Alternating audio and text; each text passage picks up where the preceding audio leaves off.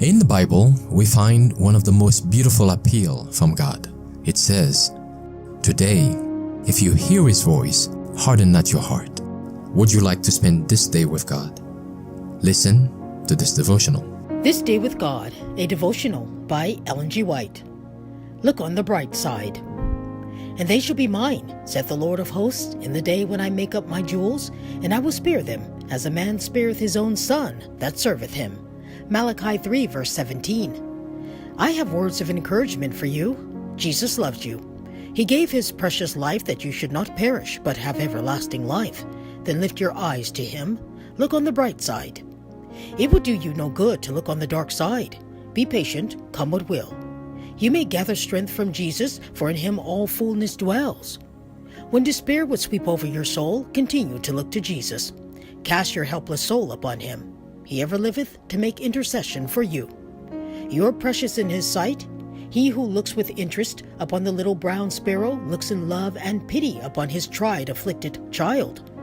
It is for our present happiness and our future good that God subjects us to discipline. The greatest blessing that his children have is the discipline that he sends them.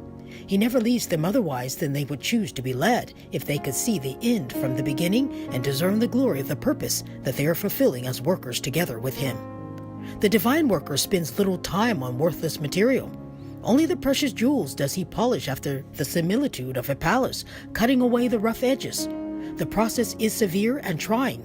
Christ cuts away the surplus surface, and putting the stone to the polishing wheel, presses it close, that all roughness may be worn off. Then holding the jewel up to the light, the master sees in it a reflection of himself, and he pronounces it worthy of a place in his casket. My dear brother, look ever to Jesus, and bring heaven into your life here below. The road to heaven is narrow and the gate strait, but all who will may pass through the gate and walk in the narrow path. If we reach heaven at last, our heaven must begin here below. The more of heaven that we bring into life here, the greater will be our happiness in the home above. Let your mind dwell on the goodness of God, on the great love wherewith he has loved you.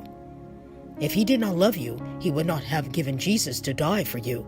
His everlasting arms are underneath you. In all your afflictions, he is afflicted.